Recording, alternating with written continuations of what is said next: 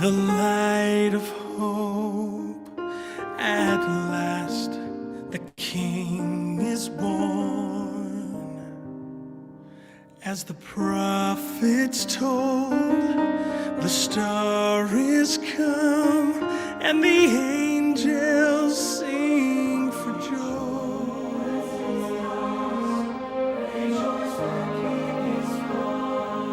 Yet the dark of doubt confounds the day. How quickly blindness clouds the way.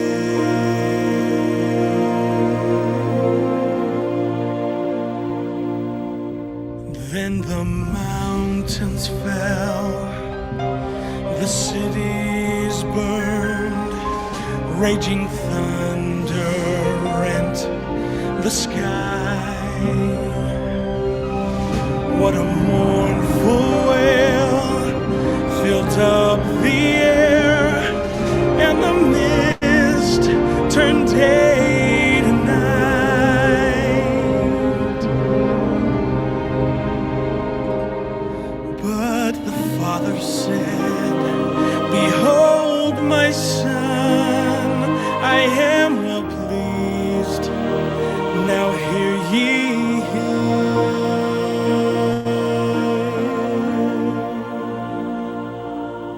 The shadows flee, his quiet voice, come see the light of hope descend. Be free of doubt and arise, and touch his wounds and fall at his feet, the lost reclaimed.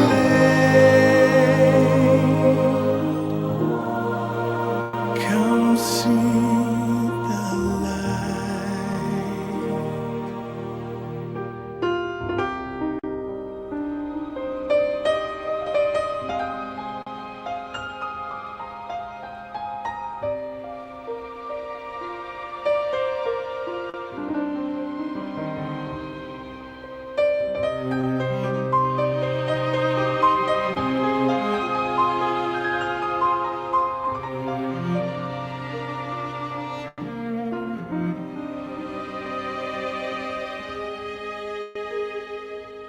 Though slain he lives, the Lamb of God.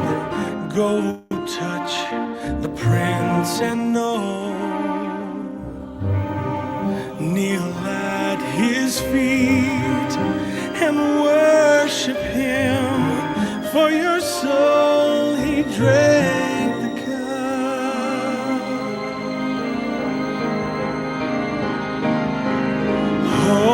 Hosanna with one accord.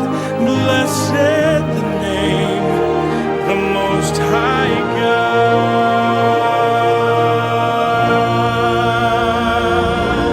The shadows flee, his quiet voice, come see the light of hope descend. Be free of doubt and arise, come touch his wounds and fall at his feet, the lost reclaimed. Come see the light. He is Alpha, Omega. He is the light and life of the world. Build on his rock and break the gates of hell, and enter with him.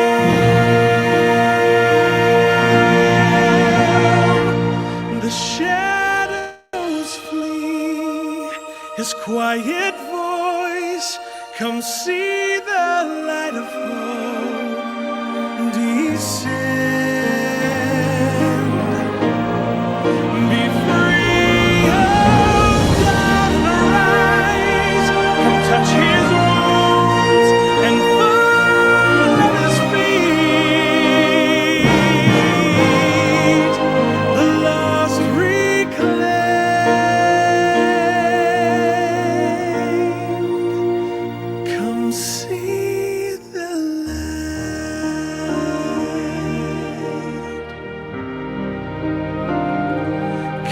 see the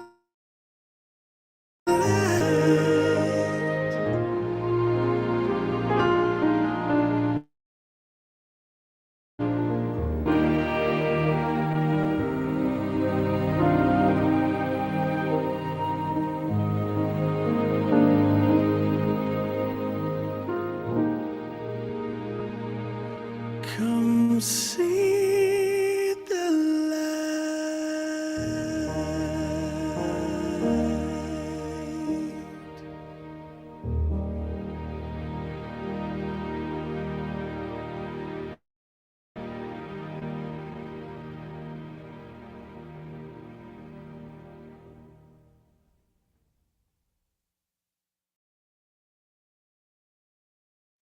All right. Welcome, everybody. Got a great evening and a great show for you guys in store tonight.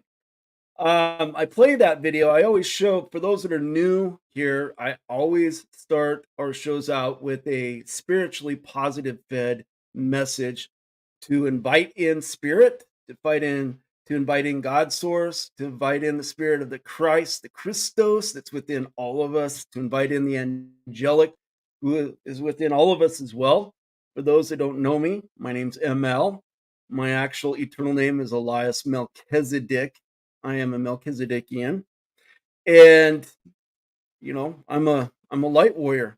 I'm here at the end of these days. It's not the end of the days, it's the end of the days of darkness. It's the beginning days of eternal golden light, right? And what a perfect opportunity to usher in these golden days of light than to have restoration. We're always talking about the restoration plan of America, the restoration plan of our republic, the restoration plan of our world, our nation. Yes, right. What you see behind me right there, that is the peacetime flag. Most of you guys don't know, that's the actual flag of the United States for America.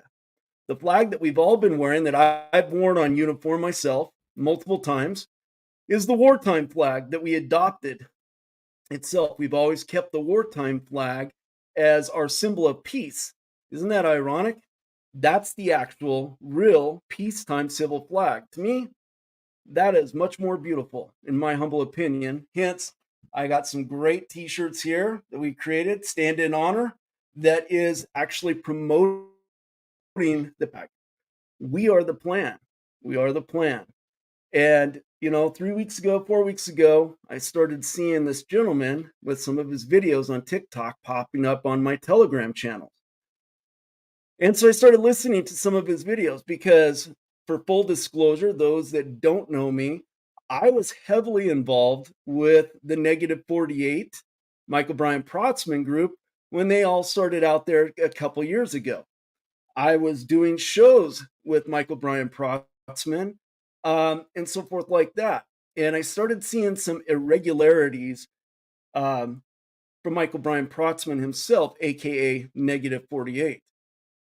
And as I started getting deeper and deeper involved in that group, I started going to Texas to start seeing for myself, is this guy connected to the Kennedys? Are these guys really the group that's going to be ushering in the restoration of the Kennedy legacy, if you will?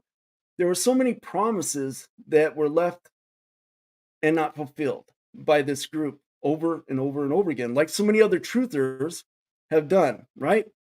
All of us at one point in time in this movement, since Q came on the scene in 2017, all of us have fallen victim to some form or another of truthers out there who really didn't have honor and integrity. And I'm all about honor and integrity. That's why I stand in honor. Those that are closest to me in my inner circle can tell you that I not only talk it, I walk it every single day. And so 4 weeks ago, when I started seeing this gentleman's videos on TikTok, it really started clicking with me because as I started doing my own research, he was starting to fill holes that this other group had not been able to fill. Not only that, he looks uncannily like JFK Sr. For those of us that grew up with JFK Jr. our whole lives, I've always wondered myself, why doesn't he look anything like his dad or his uncles? He doesn't. If anything, he would resemble somewhat his mom. Jack, not really. He really looked completely different, like a chiseled model, if you will. And when I saw this gentleman, David Keith Quigley, who is the real JFK Jr., who is here to reclaim his legacy, it's very compelling because I started looking at images, overlaying images, and anybody that has actually been seeing and watching this guy for the last several weeks could actually see for their own eyes. This guy looks just like JFK Sr. And then when you hear his truth, it pierces your heart. It pierces your heart. The things that he's been through. And if any of you that's in here that has been in the truther community for any length of time, there is some hallmarks of people who are victims that fall victim to the MK Ultra cabal programming. A lot of them have certain hallmarks that are very similar to each other's stories and backgrounds. And his are no different than, let's say, Kathy O'Brien's that are out there, Jesse Saboter. A lot of these people that are whistleblowers have the exact same experiences groomed by the cabal and so forth like that. He has a lot of the same hallmarks of what he went through, what he experienced, what he witnessed as well. No, his message of truth is not about Camelot, so to speak, of these fantastical things that he got to experience. His life was literally hell. Literally hell. And so when I interviewed JFK Jr. on my chat, on my Telegram channel a few nights ago, Sunday night, it was even more compelling to me that we needed to do what we could do to help this gentleman to get his truth out there.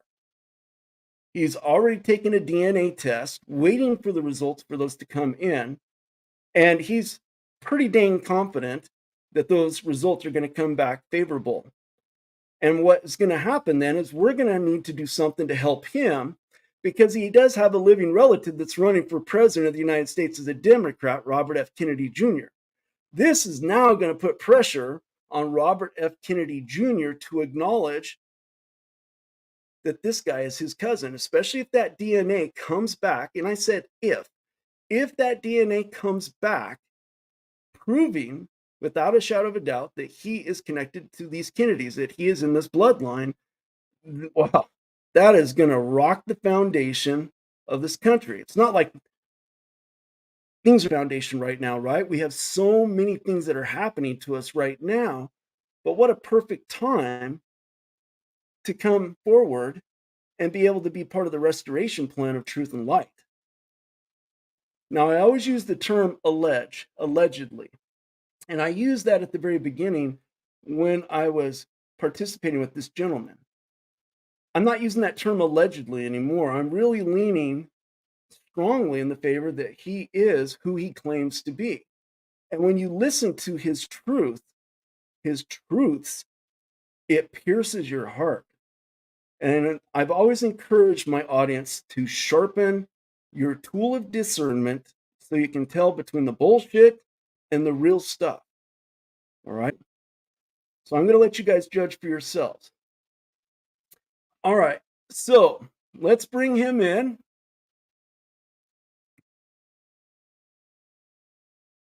Well, good evening, sir. How are you?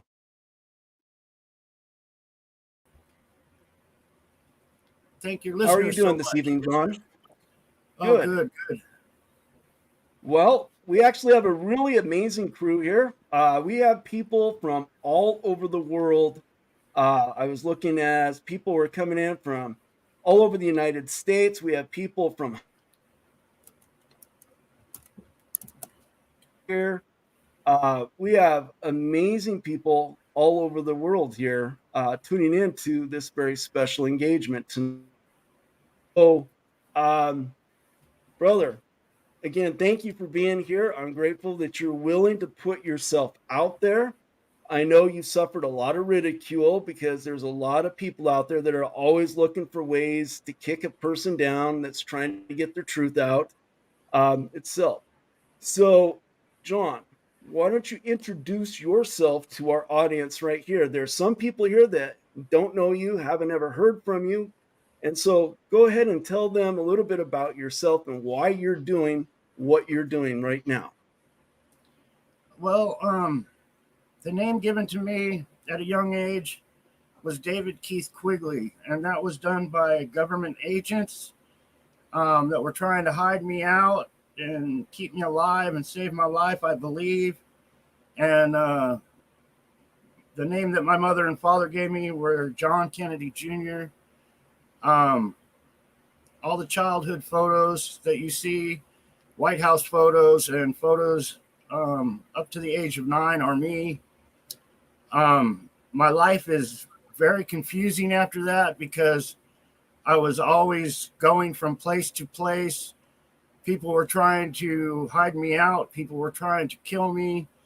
And a crazy childhood. One I wouldn't want to live again. But that's kind of it in a nutshell. Crazy, just one crazy heck of a life. So you've been at this for 5 years. You started this restoration of the legacy about 5 years when things on Facebook and they would shut you down. And you've tried other social media platforms, and same thing would happen.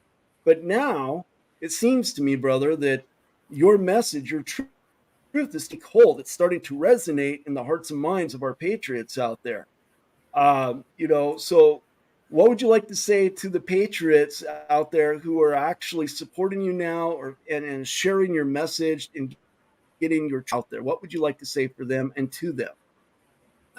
God bless them with all my heart and soul. I can't thank them enough because my journey has been a hard one, and I've been doing everything I possibly can, and I'm starting to see the love and the kindness come through.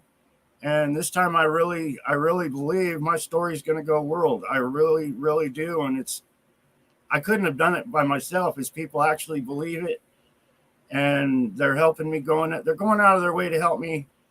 And it's just way, way cool, way appreciated. I thank everybody, even the people that hate and leave hate comments and stuff, because they're still getting the message whether they know it or not.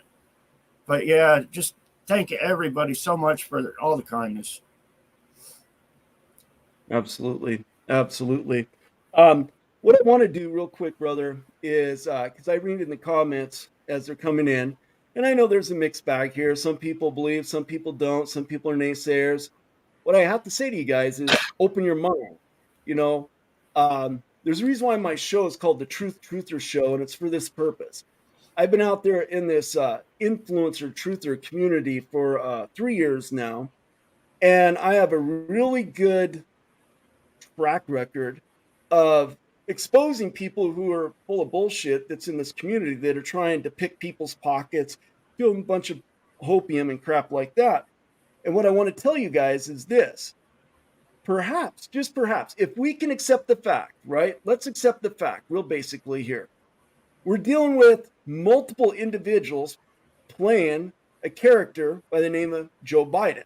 We can all agree to that. Anybody that's somewhat awake in the truther community can all agree we've been dealing with at least 3 or 4 characters portraying Joe Biden. We can also deal with the fact that there are multiple characters portraying Donald J. Trump. I've seen 2 myself. I know many of you have seen multiple ones as well. We all have. So if in the fact that we know we're dealing with deception at the highest levels, whether it's white hats or deep state, it doesn't matter. They both play the same game. Then you have to be open to the possibility that this man may be John F. Kennedy Jr. And no, he's not the 19th president of the restored republic like we were all told. And no, he's not the vice president that's going to restore Jasara and Nasara and the RV and all this wonderful hopium stuff. you got to think outside the box a lot. You really do. Because if you guys think that there's certain elements that are still at play here, that the white hats are going to ride in on their horse and save the day and they're going to be our saviors, you guys are not awake as you think you are. That's the fact. You're just not. We are the plan. We are the plan. And for this guy to come out for 5 years, he's been trying to do this. And he's coming out there. Who in their right mind would come out there and make such a bold claim as what he's making? First and foremost, doesn't have a penny to his name. He's not asking a penny from anybody at all. None. Unlike a lot of your other truthers out there that are always peddling you their bullcrap stuff to buy from them, and they're always asking you to donate to their channels, and all they're giving you is a bunch of contrived BS regurgitated intel from other people like myself that do that work, and then they steal your intel and pass it off as their own, and they'll charge you. That's not what's going on here. So be open. Be open. Just be open. All right, brother. So let's lay down some. Bless you. Let's lay down some timeline for people. So your father was assassinated at the age of 3. So from the age of 3 to 9, because that's when things really started changing for you, was at the age of 9. So from the age of 3 of 9, could you kind of give us an idea of what your life was like during that time period from age 3 till 9? I think a lot of people, when they think of the Kennedy family, they're really misunderstood, because government is so powerful and such a tight-knit organization. I was always, and even the family members, I remember Rose Kennedy, my grandmother, and others. It's like there's always somebody else telling the family what to do. I call them Secret Service agents, but yeah, it's not what people just assume the life is. Even my father, when he was alive, he was told what to do by everybody. Even though he was the president by what I remember when I was a kid, even though he was the president of the United States, there was always people advising him what to do and how to do. And even as a child, I remember Eisenhower and being with Eisenhower and him getting advice from Eisenhower. But yeah, I was always with babysitters and other people other than my family and my sister. My sister, I never even saw her that much. She was always somewhere else, and I was always somewhere else with somebody else. And yeah, it really messes with my timelines, being with so many different families and babysitters, call it. Mm-hmm. Okay, so let's get to the age of 9, because that seems to be when you're having more memories starting to really hit you at the age of 9. So at the age of 9, we have photographs. There's photographs that you shared with us that's out there that shows you at school, and the other JFK, the Cabal's version of JFK, but there was also a picture of Sean Hannity in that same picture with you guys, because he's at the same age that you guys are as well. So at the age of 9, share with us that turning point in your life. What happened at the age of 9 where you disappeared basically, and the Cabal's version of JFK Jr. became front and center? Well, my mother met Aristotle Onassis, and I believe in my heart that she wanted to get away from all the murders and the corruption and that kind of life of being told what to do all the time, and was seeking him for help. But even as a young kid being hid out, and they were hiding me out on the ship. My father had a big yacht, and I would be hid out on that yacht. He owned his own private island, and I would be hid out on the island. And it's almost like they were trying to escape the grip that people within our government had on the family. Um, I believe when Bobby was killed, she was in tears because her and Bobby were close too. But she was like, I'm just going to way too many funerals, and she was breaking down. And I even think Jackie was going a little crazy in her own mind with all the craziness that was happening to her in her life. Yeah. Okay. I'm going to answer some questions here. So Paula Youngblood, if you guys are going to troll and say stuff here, I'm going to post you right up, because guess what, guys? I have zero tolerance for peckerheads and trolls. Just so you guys know, zero tolerance for it. And if I'm going to out you, I'm going to out you. So Paula Youngblood, JFK Jr. was not hidden. He was always in the public. He ran against Hillary. Yeah, you're right. The fake cabal version of JFK Jr., you're right. He was front and center, always out in the public, because that's who they wanted you to believe. Now, let me ask you a question. Do you guys not understand that we're dealing with two different Trumps here? There's images, and I've been talking about this for over 2 years, that the original Trump had brown eyes. He was all over the place. He died in a helicopter crash in 1989 with 3 other executives that ran his casinos and hotels in New Jersey and Atlantic City. That is a fact. And the Trump that we have now has blue eyes. So we all can believe the fact that the white hats have a version of Trump. The deep state has a version of Trump. So again, use your deductive reasoning here.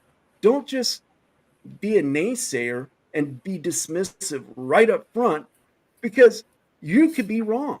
You could be wrong. I could be wrong. I'm always open to saying I could be wrong, but at least I'm willing to put myself out there to explore the option of what if. What if? You know, that's the thing. What if? So, all right, brother. Sorry about that. I knew we'd get this tonight, and that's okay. I don't mind that at all. It's just that these people crack me up. Not JFK Jr.'s voice, right? The reason why it's not JFK Jr.'s voice is because you're used to the other JFK Jr. hearing his voice. So if you're only going to compare it to what you thought you knew, obviously that's not going to sound correct to you, first and foremost. All right? So again, guys, come on. Lighten up. Let the man talk. Let him share his truth. Then you can decide after the fact. But you're obviously not allowing yourself and your heart to actually hear his truth, first and foremost. All right. So you spent time on the island. Onassis was your father. You called him father because he was your stepfather. He raised you from the age of 9 till what? Well, let me ask you this, because I know this is a tough thing. So you saw him being neutralized. I'm going to use that word, neutralized, by the deep state itself. At what age did you see that take place at? Well, I only knew him a few years, and yeah, I considered him my father. I called him dad. But he was actually killed in 1974, and his son was killed right in front of me in 73, and that drove the man crazy there. His son being murdered, and his own words to me in the hospital was, how do you put that? If we let him know that he was murdered, it would make the entire family look weak. And if we look weak, they would come after us, basically like crazy. You know, it's hard to remember the exact words from, so long ago, but that was, if the world knew that his son was actually murdered, it would be hell on earth just trying to protect the family. Mm-hmm. So, all right, here's some interesting things. So I'm a researcher. I've been an avid researcher for a long time. I'm of the mindset, because for the last several years, it's been perpetuated that JFK Sr. just passed away a couple of years ago. They've tried to convince us there's images out there of Trump at a veterans event in Normandy, at a Normandy celebration over in France when Trump was president. I think it was in 2018 or 2019. And Trump was giving hugs and kisses to certain veterans who fought in Normandy first and foremost. And I've had to tell people those images are not JFK Sr. because, first of all, JFK Sr. was not in the army, so he didn't invade Normandy. JFK Sr. fought in the Navy in the Pacific. He was actually a commander of a PT boat 109, and he was stranded on an island in the South Pacific for quite a while, actually. So it would have been mathematically and quantifiably impossible for JFK Sr. to be over in Normandy at the same time that he was in the South Pacific fighting in the Navy. So again, there's too much evidence that shows that JFK Sr. that we all thought, there you go, thank you, JFK, PT Boat 109. It's an amazing story. It's an amazing story what he did. But where I was going to go with this, brother, go over to PPN, Carol Crawford. Go ahead. Go to PPN and go listen to Mike Penny and his bullshit stuff. Go ahead. Go buy some of his more products and more of his timelines that doesn't ever come true. Go ahead. As a matter of fact, you know what? We can ban her and kick her off of here. Thank you. So, anyways, I have zero tolerance for people that are trolls and haters. I'm very open-minded to people. People can be, have dissenting ideas. A troll and a hater, I can't stand those people at all. So are you open to the possibility that the whole assassination, as we were told it, of your father didn't exactly go down that way? Because there has been proof, brother, that shows that JFK Sr., that the Zapruder film, because everything is based off of the Zapruder film itself, the Warren Commission and everything, right? But there's tons of new imagery that's come out that shows that that was a false flag event that was staged to make it look like an assassination took place, when in fact it didn't take place itself. Are you open to the possibility that perhaps that event didn't go down the way, because you were only 3 years old, so you wouldn't have known any better if there was a staged event taking place or not? Are you open to that fact that that's quite possible that could have happened? I am open to anything until I, really review it in my own mind and seek truth. But I've always believed, and not even all, but in my older life, that identity theft has been going on for a long, long time.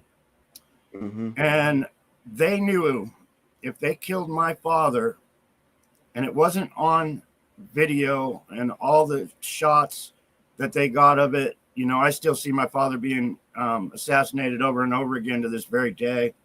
I don't know how many thousand times over the years I've actually seen it, but they wanted it on tape for the whole world to see, so they could not bring him back like, Biden has 2 or 3 and Donald Trump has 2 or 3. And that was done just so there would not be a comeback.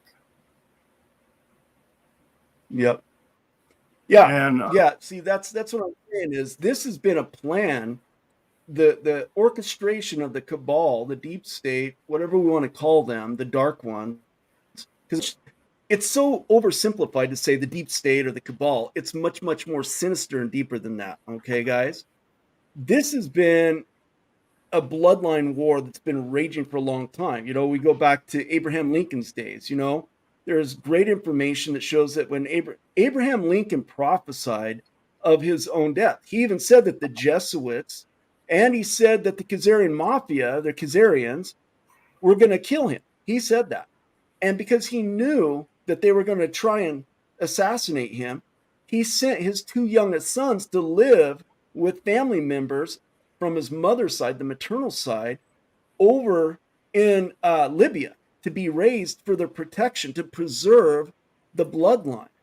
This bloodline war has been raging, and there's so many similarities between Abraham Lincoln and JFK in their administration. I mean, there's uncanny parallels of persons, places, and things that are in alignment with both of those administrations, both of those presidencies. It's uncanny. We have to be open to the possibility that there's a much, much deeper, sinister plot. Because again, I have to go back here, brother.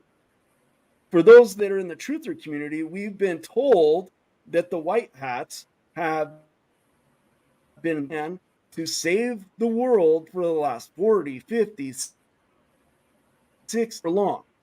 And the deep state has been at it twice as long, if not longer, on top of that as well.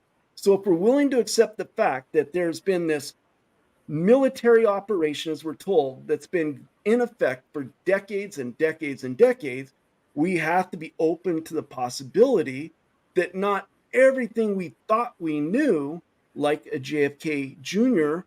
that we all grew up with, maybe he could have been a plant by the cabal to deceive the public, for crying out loud. It's quite possible, because when you look at your pictures, John, when I look at your pictures when you're a kid, we all have certain physical attributes that we don't outgrow. We have certain characteristics that stays with us no matter from age 3, 9 to 50 years old.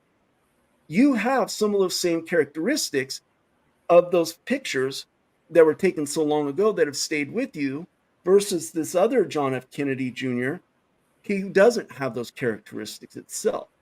Would you like to share some of those attributes that have stayed with you, that kind of that are in those pictures then? Because I should have actually put out some pictures here and shown them to people, but I apologize, I didn't do that. I didn't think about that. Yeah, I'm not as good as looking as Pretty Boy was, but my pug nose, that's not changed. And on my site, there's age progression, and somebody did one on my ears and other things. But yeah, I got the earlobes that hang down, and you can see in all the childhood photos, I had the big ears, the bigger lips. But a lot of people can see right off, and I get a lot of comments like, that really is you. Mm-hmm. Well, I'm going to throw this out there. People that watch me, they think they know me. They think they know who I am. Someday there might be a big surprise to find out that maybe I might not be who you're seeing right here on the screen. I could be somebody else myself. As many individuals out there that are part of the Gone with the Wind program, thanks to Negative 48, which I'm going to comment about. Negative 48 brought this out, which he shouldn't have. He should not have talked about sensitive things that weren't supposed to be brought out in the public eye in the first place. Because there's a reason why people go into a federal witness protection program, and for a reason. And to be outed like a lot of these people wasn't really, just not right. It wasn't right. And that's kind of when I knew that this person, this is before you came around here, sorry, but this is when I knew this individual was compromised, and he was spreading disinformation and things of that nature as well, because you don't put people's security out there like that and risk them being outed. If they went into a federal witness protection program, like a Gone with the Wind program, you don't put their names out there saying, oh, they're alive, they're alive, they're alive, they're alive, they're alive, because then you put them and their families and their new lives into jeopardy as well. What white hat would do that? We're talking about the white hats and the deep state and this war that's going on. Well, if white hats are supposed to be fighting for good, then why would they be out there allowing dastardly deeds to be done, people being victimized, lives being destroyed? That doesn't come from God, and that doesn't come from white hats itself. So we have to talk about these things, guys. So, all right. So I'm just trying to get my bases here. So you ended up struggling your whole life for the most part. You were raised by the Quigley family. I mean, how long were you being raised by the? Now, I'm assuming the Quigley family started raising you after Jacqueline was taken out, and you no longer had any family members closely, directly to you that could, take care of you. Is that when they came into your life to take care of you? No, actually, I knew the Quigley family probably about the age of 5, maybe Okay. 6. And I had met them. I stayed with them.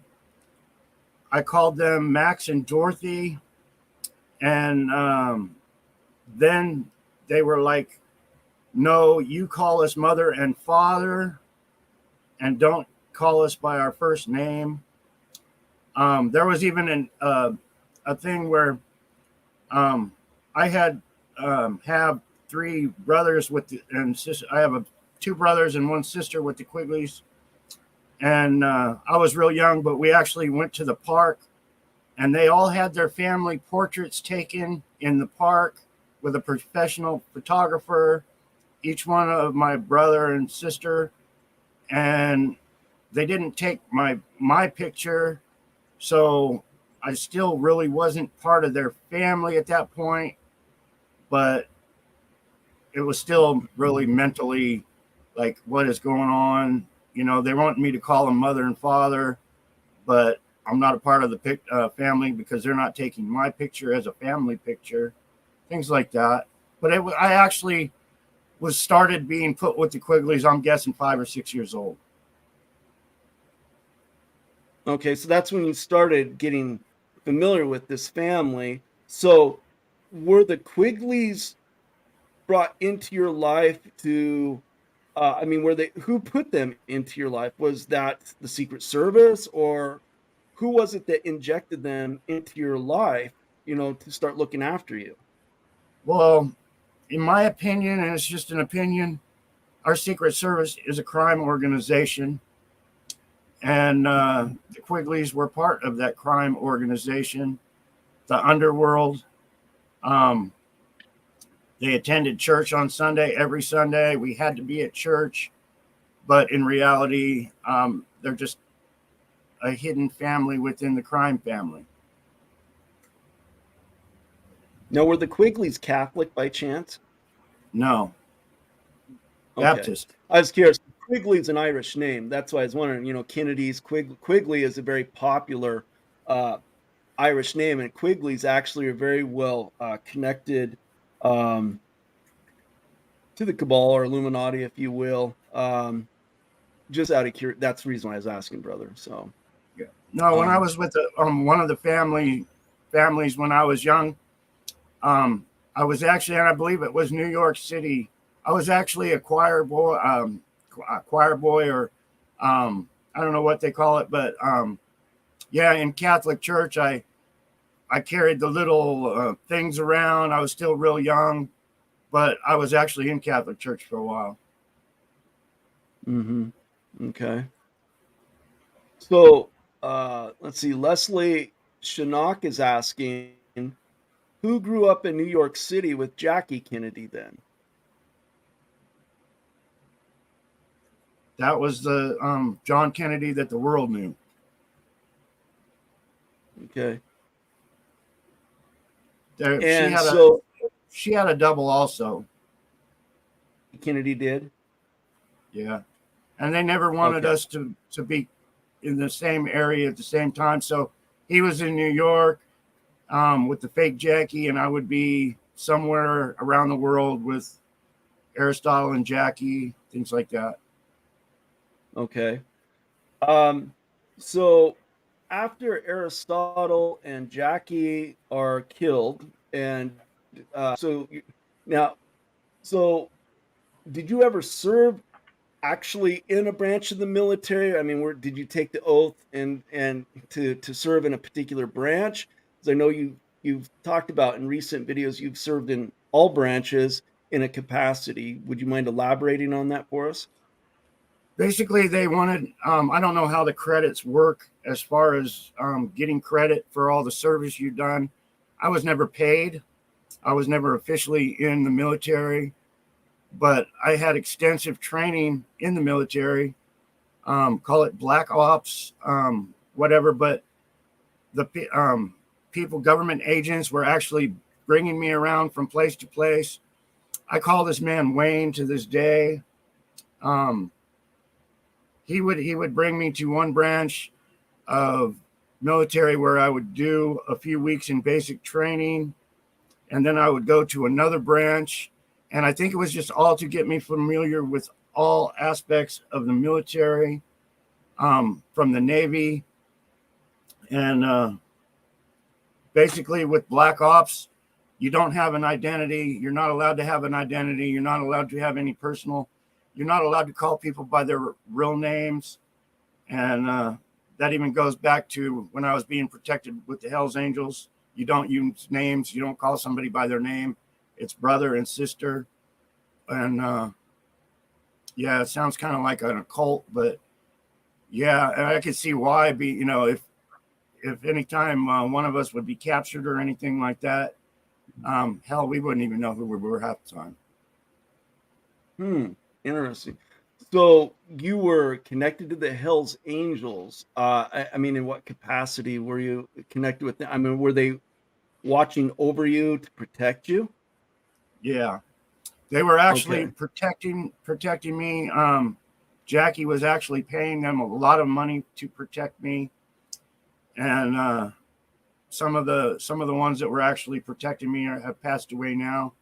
But they're famous within the Hells Angels, and this was in the 70s. Okay. Was your mother, Jackie, was she very nurturing, loving? The old Jackie was, but like I say, I was after everything that went on with all the murders of all her loved ones, and they did a number on her. They really did. I can only imagine what that would be like to have your husband, uh, whether he was assassinated or not, just go through that in and of itself. You know, when you start serving in that capacity, whether you're the president, the president's wife, you start serving in a capacity where you have exposure to certain levels of intel that you've never had before, world that you never had before, as well. I can only imagine that would be devastating because she loses JFK, then she loses Onassis, as well. That would be pretty decimating for probably anybody, as a matter of fact. um, would you mind explaining? So you had interactions with the JFK Jr., the public JFK Jr. that took your place over the years. Would you care to share some of those interactions that you had with him? Yeah. Basically, like I said, we're all under control.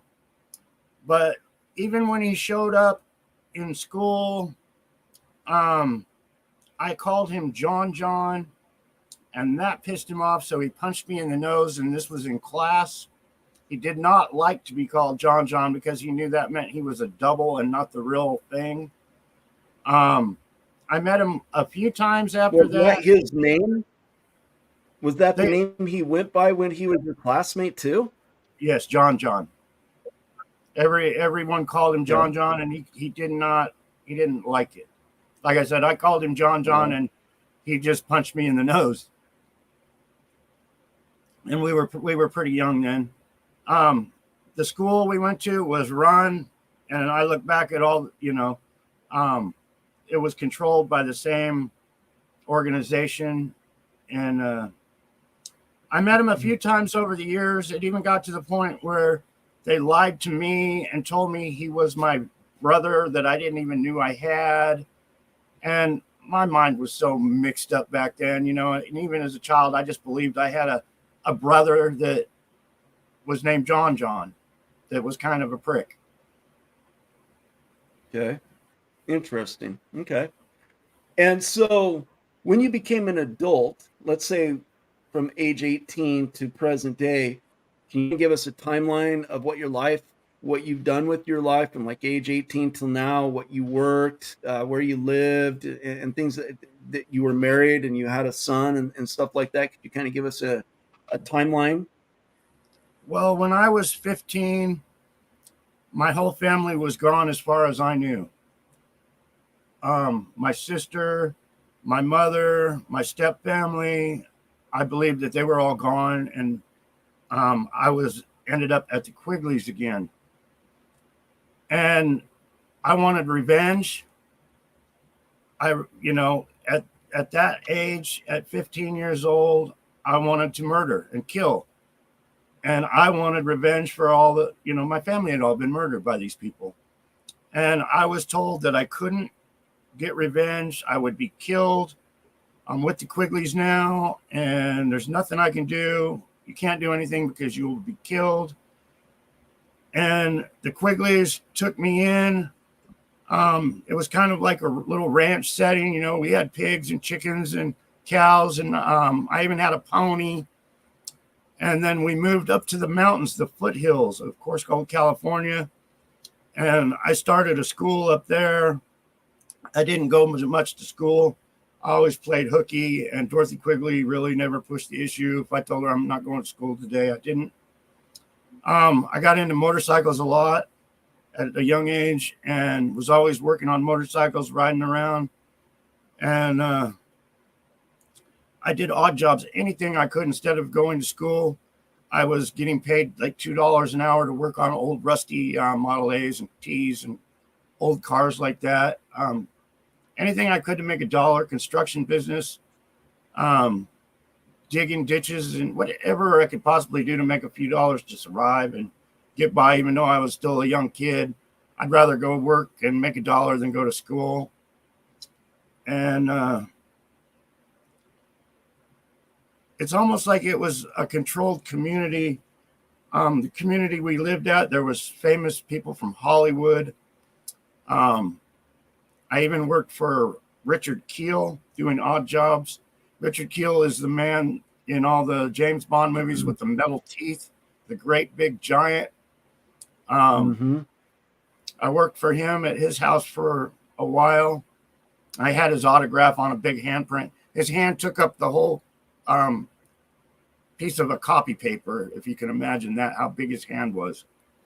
And I had that autographed. I don't know whatever happened to that, but it was kind of like a whole tight-knit community where I lived. The store owner, at a very young age, I was buying cigarettes from over the counter. It was just like really laid back community, but it was a tight-knit community. It was a private community, security guards and gates and that, but it's really big. The place is called Yosemite Lakes Park in Corscold, California. I believe there's 52 miles worth of road in there.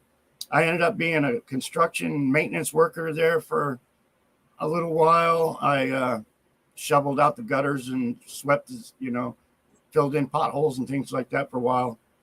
Became a construction worker. I learned to build houses from the ground up, everything from the foundation to the roof to the finish work. I learned everything about the construction business. I was never paid much at all, but I learned it. And then I got married, and we moved to LA, and I got a job, place called Lear Sigler, made military helicopter parts, submarine parts for the government. I think like 2 or 3 weeks after I worked there, they put me in a top secret room, and I could shut the doors where it said "Do not enter," and nobody could bother me while I was in there. But that didn't last very long because we were staying at her mother and father's house, and I was getting accused of being a thief and all kinds of crazy stuff. And it was a good job. I wish I could have had it to this very day, but I had to quit because I would be homeless if I didn't. just on and on of things that people did to keep me basically in poverty.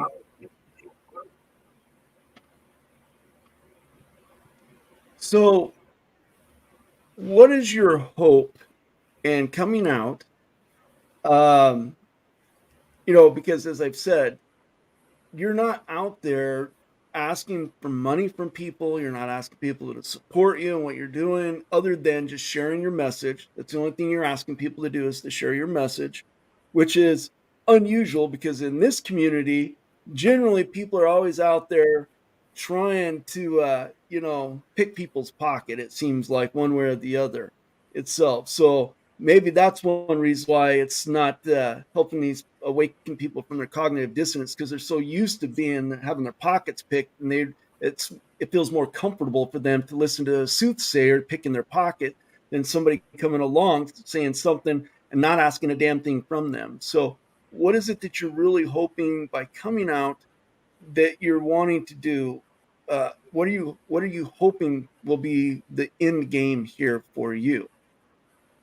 Well, I'm not asking for money, but I do plan on getting some money, in the future.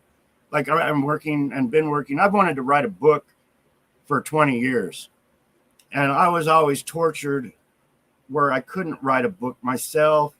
I'd be when I was a truck driver, I would be writing notes. I would be putting things on cassette tape because I really wanted to share my story back then, but I knew it wasn't time. But I couldn't write a book, so um, I'm trying to do that, and maybe I can make a few bucks in the future on a book. But my main end game is to inform Americans. If the whole world knows I'm the real John Kennedy Jr., I will get justice for all that's been done. I mean, they've stole billions of dollars from me. They've murdered my loved ones and covered up all the murders of my loved ones. Um, so that's a big plus, just to wake people up to what is really going on, and so I can get justice, because there's so many people I know of that are running this country, and I personally know a lot of dirt on them, and they shouldn't be in the position they're in running our country. I wouldn't want any of my, if I had children, I wouldn't want them. And I do have a stepson that I've raised and I love him with all my heart. But if I had children, I would not want any of these people watching my children for an hour, let alone running our country.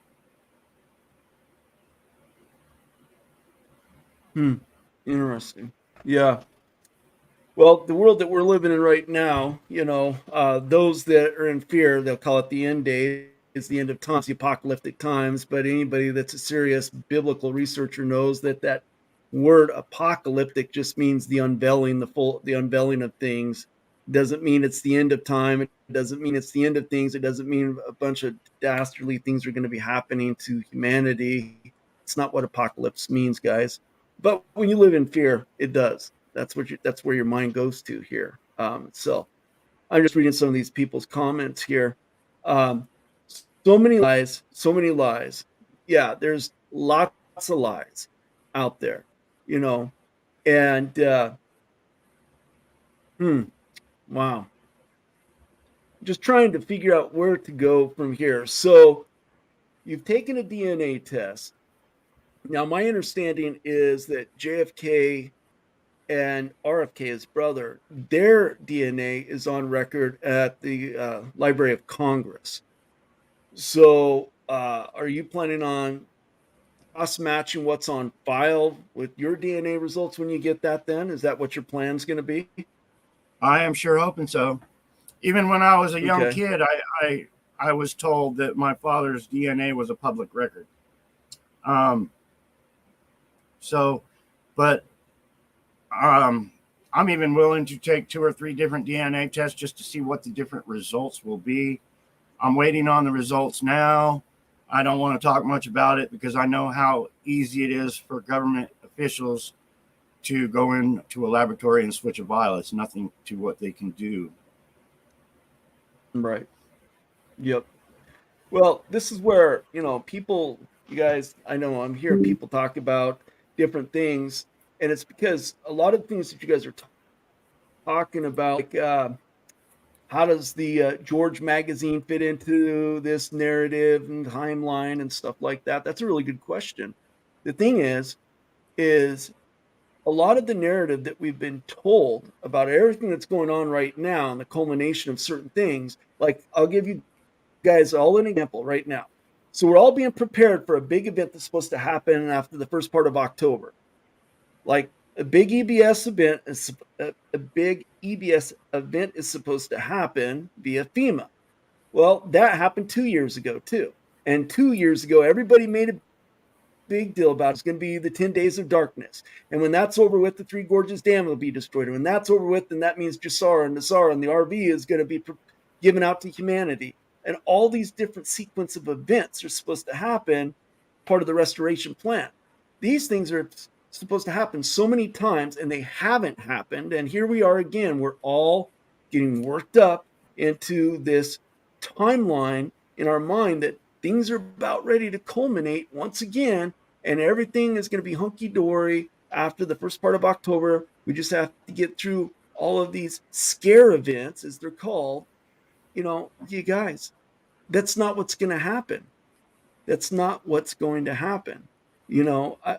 But you guys can get worked up into that and think that's what's going to take place, but that's just not what's going to happen here. Again, you guys got to remember the deep state likes to put that disinformation out there and keep fear and turmoil swirling in this patriot community, because patriots, these guys bite off onto so much hopium and crazy stuff all the time, thinking it's real and legitimate, and it's not.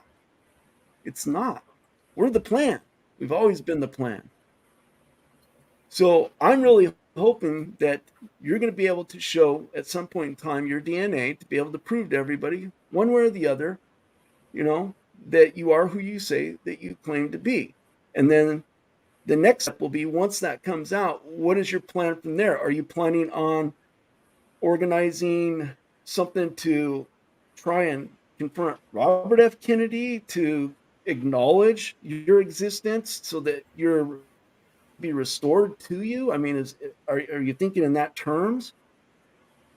Well, I've reached out to him many, many, many times, and I remember him as a kid, and I just don't know if he's actually the real Kennedy or not. We'll find out. Yeah, the Robert Kennedy that's out here right now is not the one that was out there 2 or 3 years ago, guys. You could put the pictures side by side and you can see the Robert F. Kennedy Jr. that's running for president is not the same guy that was out there during COVID that was online saying, my cousin's alive, giving the signal by pointing to his nose. Sorry, brother, go ahead. Oh, no, that's all right, because, I was watching that, and when he was touching his nose, I'm pretty certain he was talking about me, not the other John. Not the one that we're seeing out there, the public one right now, the clone or whatever it is that he is right now, but the other one itself. Yeah. Actually, me. I would imagine the real Robert F. Kennedy would have access to that intel that his cousin is alive, one way or the other. I would imagine he did and would have access to that information. He went as give the signal because he was asked. He just didn't elaborate on it, and it was left up to speculation, and everybody's imaginations ran wild after that, of course. Right. Now, I know people have been asked, or have asked you, siblings outside of Carolyn, because Carolyn was murdered as well, and then a fake Carolyn was put into her place to carry on the public personification of Carolyn with the fake JFK Jr., correct? Right. And she must have been right out of Hollywood, because when I confronted her for the very, very first time, she was so calm about it. I was like, you're not my sister, you're my fake sister. And she was just so good with it. She was already in my sister's shoes and happy with it. And that's always really got to me. It's almost like she had been schooled by Hollywood professionals for a long time before she actually stepped into my sister's shoes. Okay. Jim from Florida is asking you, so did the fake John die in the plane, or was that fake? No, he's dead. Could you elaborate on that, please? Yeah, on the last show, I said I was there, an eyewitness, and I was actually taken by a government agent to the pieces of the crash. And this is how they work. He had the magazine George, and he was really hung up on that name. And that, it's just a speculation in my mind. But he wanted his real name out. He never liked John in the first place. But in his own secret way, he wanted the world to know that he was really a George. But in the wreckage of the plane, while I was there, while the investigators were going through the wreckage of the plane, a quarter was found. And if you don't really understand the message, was found in a mechanism that steered the plane. Well, George Washington is on that quarter. So it's almost like they used George to kill George. It's interesting. They're very powerful. No, go ahead, brother. I was just saying they're very powerful, and they're good at what they do, and they do it a lot. Well, that's how they get away with so much all the time, because they make murder look like a total accident. And yeah, very, very professional murderers, let's say. Yeah, they are. I'm going to answer this person's question. So Jamie's asking, who's going to be our president then? Well, Jamie, that's if you believe that we're going to have another presidential election at the rate that we're going in this country. I've maintained that we saw our last presidential election in 2020, or presidential selection in 2020, because that's what it is a selection. It's not even an election, first and foremost, because nothing's been fixed. It's only gotten worse. And everything that's being said is preventing us from actually having a full presidential election in and of itself, guys.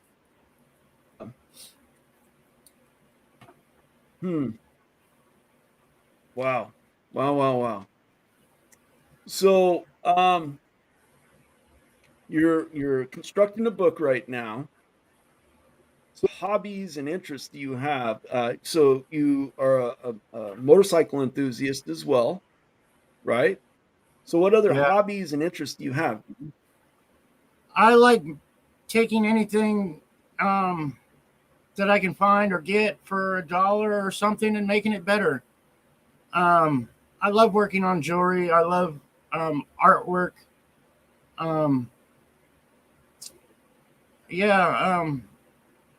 Basically, I make a hobby out of trying to make things better. Okay. I don't know if you can see this bracelet, but yeah, we can't see. There you go. Okay. Oh, okay. So that's got turquoise and stuff in it. All right, gotcha. Yeah, I found this for this is like 5 different pieces of jewelry, and some of it was girly and things like that. But I got it all for a couple dollars, and I just drilled a couple little holes and put it all together, and I had an enjoyable time doing it, and it wasn't very expensive, and I enjoy wearing it. But I like doing little things like that.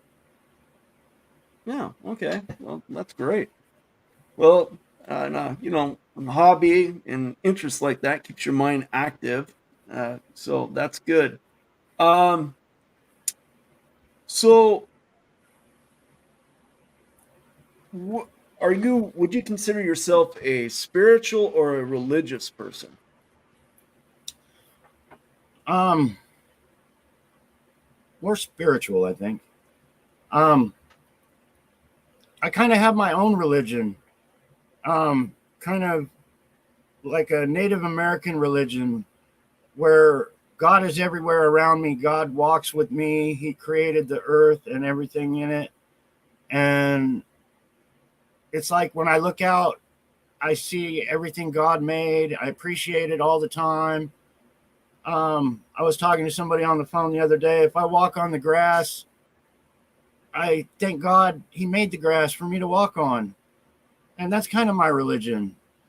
When I pray, I don't necessarily pray to God, but to my loved ones that have passed on to God's world. And I pray to them to help guide me and protect me. And I've kind of made that my religion.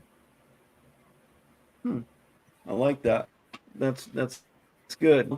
You know, I broke out of religiosity 10 years ago into spirituality, and I've had very profound experiences that guided me in that transition itself. And I think that's kind of where the world is shifting towards, you know, depending on where your belief system's at. Uh, our world is changing. Our world is transitioning. We are ascending, whether anybody wants to believe that or not. We're going through what they call the Great Ascension Harvest, which it's in the scriptures, and other people can call it other terminologies, but we are going through that transition itself, and we're discovering, you know, the God part of us that's in us. We're discovering that we have this divine DNA in us, and it's been dormant, and we're starting to learn how to activate and reactivate that and try and elevate the consciousness. And that's kind of like what's going on right here is in the truther community. If somebody's well awake, their consciousness is much more elevated right now versus those people that are asleep. Their consciousness is not elevated, you know, and they live in a constant state of fear. They're looking for, they live in what is known as the savior complex. You know what I'm saying? They're waiting for somebody to come save them rather than them taking ownership and responsibility to save themselves. You know, because that's the world that we're living in right now. That is for sure. You have a lot of positive supporters here, John. I'm just letting you know. Um, Awesome. you know, JD's, he's humble. Janie Howard, she loves you as well. Um, let's see here. Right here. We love and support you, John. 100 all the way. That's so awesome. Yeah, I mean, you have a lot of support, brother. People are feeling you. People can sense it in their heart, your sincerity, your truthfulness as well. You know, so I'm grateful for you guys for doing that. You live down in Arizona, so are you guys? You guys are tail end, but does it cool off much going into the fall? Where in the part of Arizona that you're at, or does it pretty much stay hot all year round? No, it's nice in the winter, but like right now it's it's dark outside, but it's 100 degrees right now. It's probably Oh 95. wow. It's probably 95 degrees right now where I'm sitting. So I got my little rag, but right about to Halloween time, it starts getting nice. Mm. All right. What I'm going to do is share. So this is John's. Actually, let's do this. So this is John's Telegram channel. It's called The Fall of Camelot. And there's some great information there. John is pretty TikTok. He tries to make daily videos, but oftentimes they're censoring him. So what he isn't able to share on TikTok and keep there, they will post on his Telegram channel. So you guys can always go there and find his content there. And so if they wanted to find you on TikTok, what's the name of your TikTok channel? David Keith Quigley. David And Keith Quigley. All right, so David Keith Quigley is his TikTok channel, guys. That's great. and thank you so much, All brother. right. I appreciate it. Well, you're welcome. Yeah, absolutely. Absolutely. Well, you know what? We'll have to do this again. I'm sure we'll do it again here in the future as well.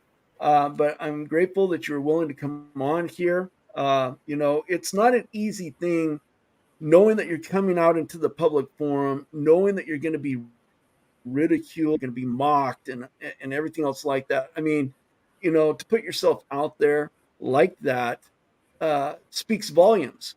It speaks volumes to a character of an individual that he really has something that he's standing in this truth. He's trying to prove his claims, because at the end of the day, all truth comes out into the light. All truth comes out into the light, one way or the other. So, I'm doing my part to provide individuals a platform to share their truth. And at some point in time, that truth will be exonerated or not. It's not up to me. I'm not a judge, but I am a person that likes to provide equal opportunity to individuals, because it's only fair, because not very many people are willing to put themselves out there and do that. I feel an obligation to allow people to have access to truths, and so this is a genuine truth that people should have. So anyways, brother, is there anything else you'd like to say, parting words, before we sign off for the night? I just want to thank you so much for the invite. I so appreciate it. And there's so much kindness out there, and it really gets to me, because I've tried so hard and I've seen so much hate in my life, and I'm seeing so much kindness now. So I just, from the bottom of my heart, thank everybody that's sending their love and their prayers and everything. It's way cool. Way cool. It is. You're welcome, brother. Well, I'm glad that we're able to have you on here, and hopefully this will help get your truth out there even more so for individuals. And again, you guys be kind. You know what? Be open. I'm not trying to sway your opinion one way or the other. See, this is one thing that drives people crazy, brother, is I can't be swayed. I don't, I'm pretty well balanced in my approach on my platforms when I share information. So it's batshit crazy, because they're like, well, what side is he on? Is he pro Trump this, or is he not pro Trump that? No, I present both sides of information, and I'll let you use your critical thinking to determine what's real versus what's not real. Because if I only presented one side of information and intel, well, it's hard to use your critical thinking if you're only getting slanted views all the time, So anyways, thank you, brother. I want to say thank you, everybody, for tuning in tonight. I appreciate you guys. We're going to be doing more live shows here, ramping up here.